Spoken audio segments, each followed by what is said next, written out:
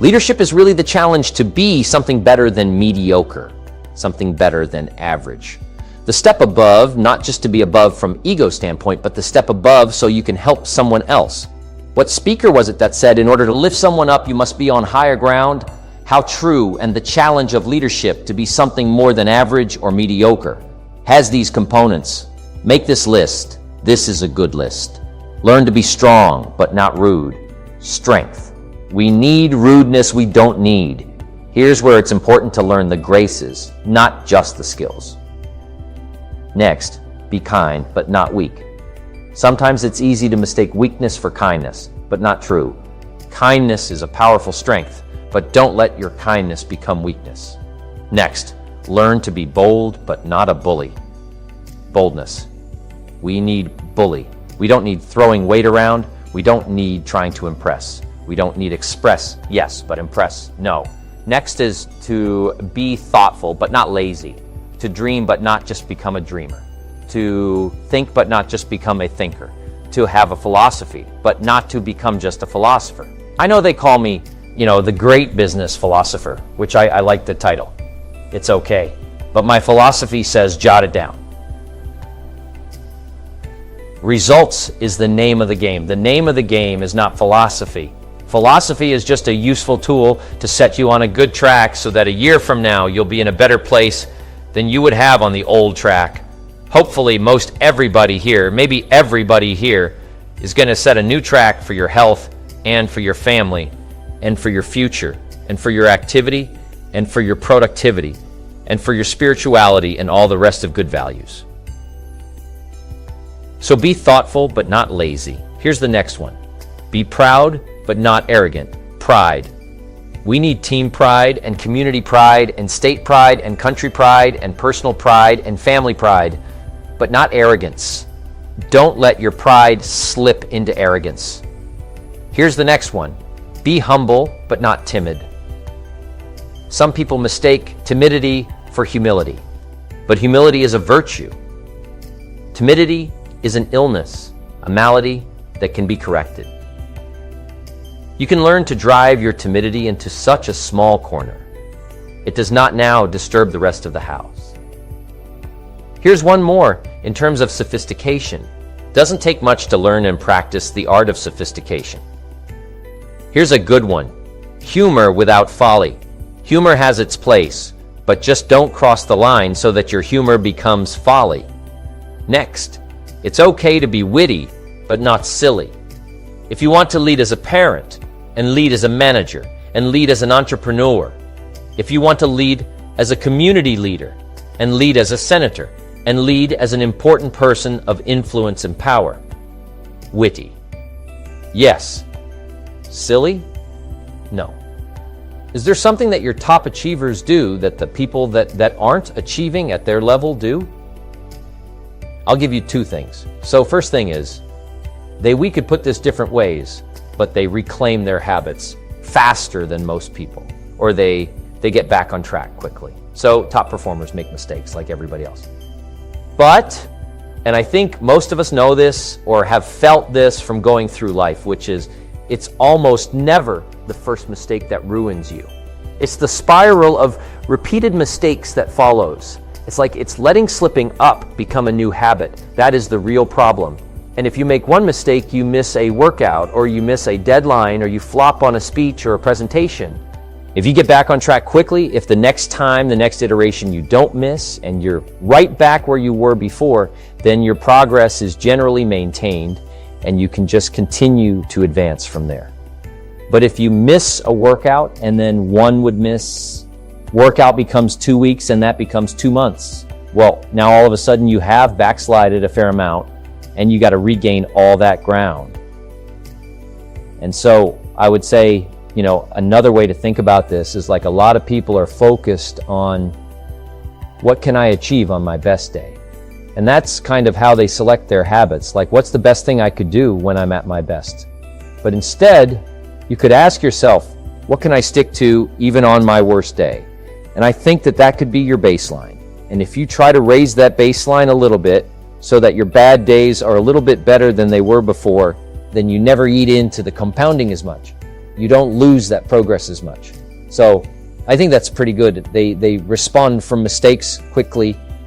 And then the second thing is more of a mantra or a mindset, a way to think about things than a specific action. But this is a phrase that comes from Frank Slubman. He's the CEO of Snowflake, the software company. And basically, it's something to the effect of narrow the focus, up the quality, increase the speed, so narrow the focus, do less, stop trying to do so much. It's very hard to be almost. We could maybe even say it's impossible to be a top performer in a dozen different things, like you have to choose what isn't what matters most, so do less.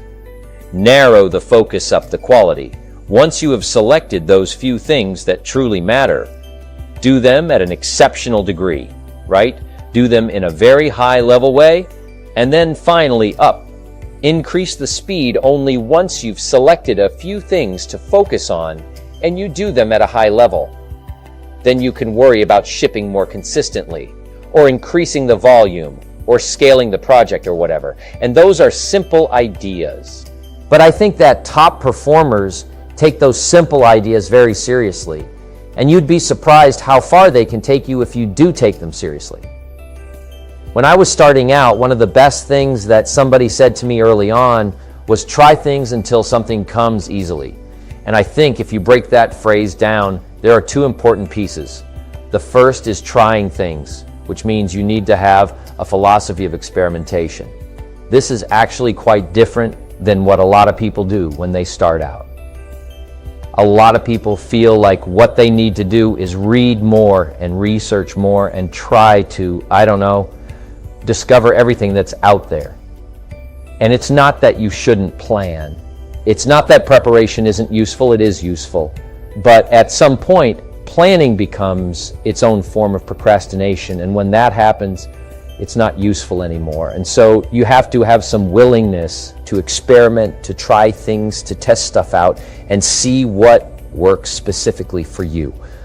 What matters most is not if it's like the best strategy that's ever been designed. What matters is, will it work for you and for your situation?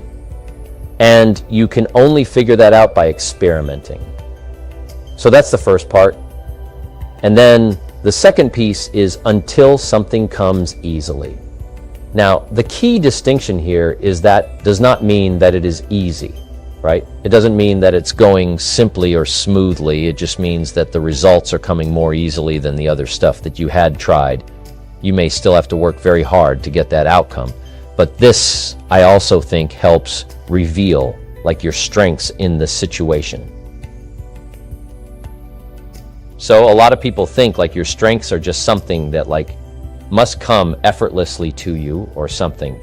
But actually, in many cases, your strength is the thing that's challenging, or the suffering or the pain that you can handle better than most people. So it's not that it's not challenging for you, it's just that you seem to be able to handle that form of pain a little bit better than most people. And I think if you look at a lot of top performers, they're like that. You know, it's not that athletes aren't working hard. It's nothing not sweating. It's nothing. It's not tough to be in the gym and like doing the next rep. It's just that they can kind of handle that pain, you know, like that form of suffering isn't that bad for them relative to the average person. And so you're looking for those two qualities, the philosophy of experimentation and the ability to get results in a way that allows you to handle that struggle a little bit better than others. There's a chapter in the book called The Secret to Self-Control. And I talk about some of the studies and research around willpower and so on. And one of the key findings is that people who exhibit high willpower, who appear on the surface to have a great deal of willpower, the primary thing that is different between them and people who appear to have low levels of willpower is that they are in environments where they are tempted less. So their environment is primed for them to be high willpower. And I think that alone should inform a lot of your strategy. Again, how do we stack the deck in your favor?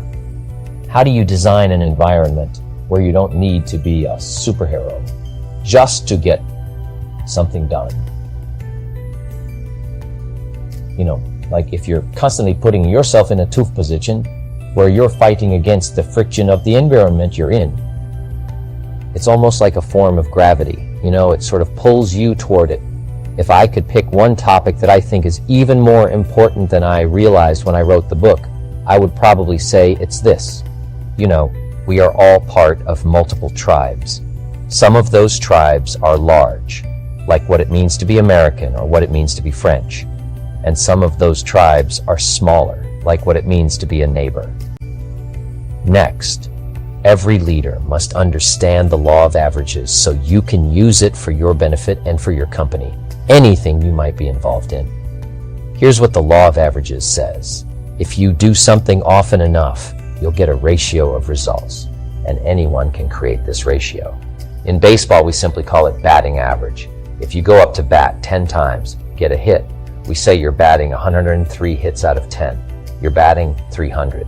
You don't have to be perfect going up to bat these days. Batting 200, 300, you can make $4,000 or $5,000 a year in sales. That's about all you got to do. You don't need to bat a thousand salt, right? You don't need to bat perfect. You can get plenty of no's, but the yeses can make you rich. So don't worry about the no's. Concentrate on the yeses that make you rich. Key. Once the ratio starts, it tends to continue. If you can get one, yes. Out of 10 presentations, chances are, if you give 10 more presentations, you get another 10 more, you get another 1. Next, the ratio can be improved. The 4th time you talk to 10, you get 2 instead of 1. Now you're starting to grow. We must also understand the ratio and the law of averages when it comes to dealing with all of the projects concerning human beings. Here's the simple ratio. Everything's a pyramid. Just make that note. Everything is a pyramid. And the reason is because all humans are different in temperament and desire and goal setting. If we go to university and we count the number of freshmen, so now we count the number of sophomores, is it the same number of sophomores as freshmen? This stuff's not hard. Now this is real easy stuff. If we count now, the sophomores are there just as many sophomores as freshmen. And the answer is no. Somebody says, why is that? It's just one of those things. You don't need to study this now. If in the university we were to now count the juniors, the junior class, count them, would there be as many juniors as sophomores? No, you say, well, shouldn't we fix this?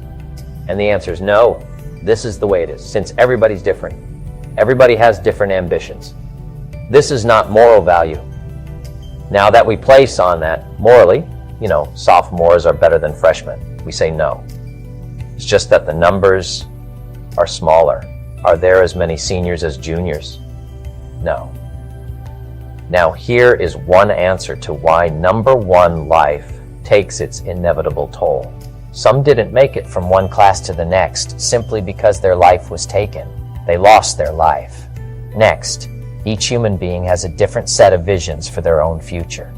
Some are willing to settle for more safety than risk. Safer to be an employee than to be an entrepreneur. So that's not a moral question between being an employee and an entrepreneur. Sometimes it's a matter of temperament. And sometimes you have to be careful what you teach in mass, because there's such a variety of temperament. There was one philosophy for a while that said everybody should plunge into debt, mortgage your house and mortgage your car, and pile up as much debt as you possibly can.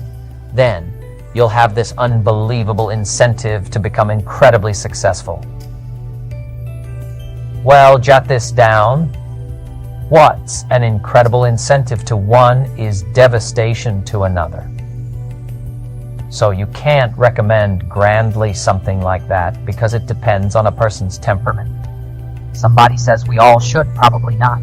So you have to be careful what you teach in mass. Not everybody should, not everybody will, and this is not a moral question. Here's what it is. Personal decision. And what you must learn to do is understand that each individual has dignity because we're created by a creator and given dignity and rights. Rights to stay, rights to grow, rights to be safe rather than to risk. And you can't call one moral and one immoral. That's not true. It's just a matter of personal choice. Here's the best we can teach. Everybody should do the best they can with where they want to be. Sometimes people linger for a long time in the freshman class and then suddenly they decide to grow. Now they graduate and become entrepreneurs and bless the world. Who knows when those things will occur? Is this helpful?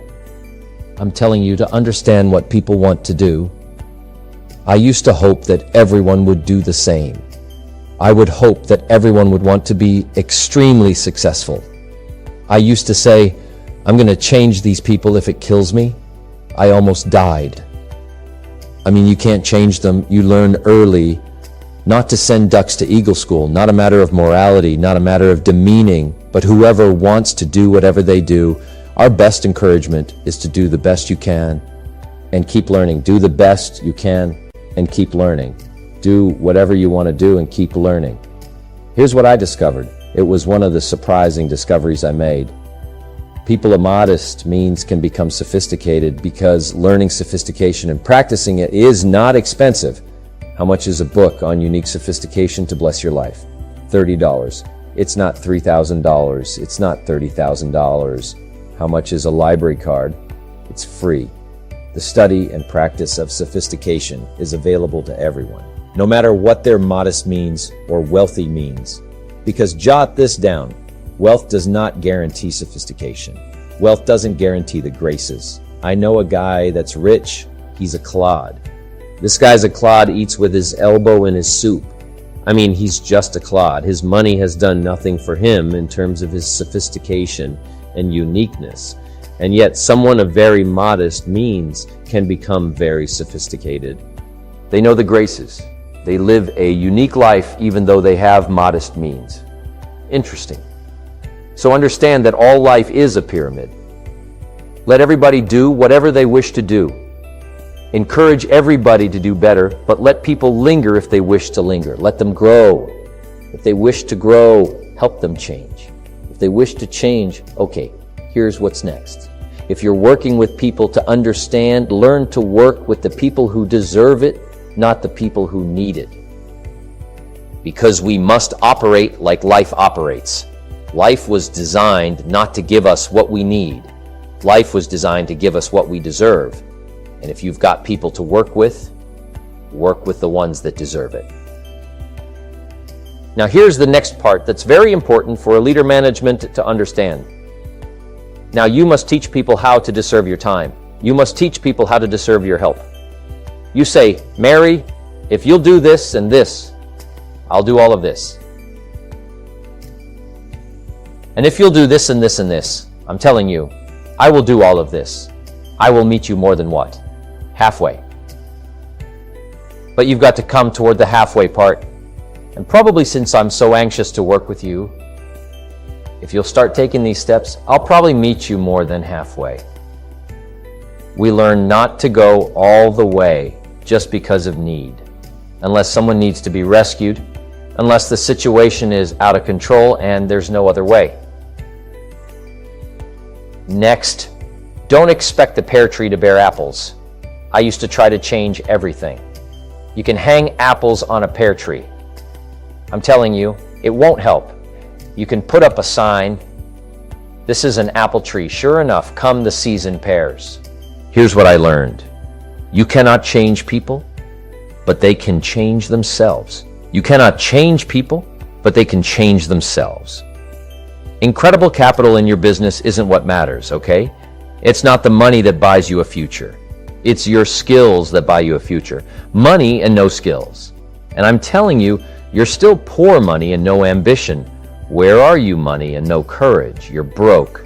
A little bit of money and a whole lot of courage. That's all we need. I'm looking for people and I'm recruiting back in those days and the money didn't matter.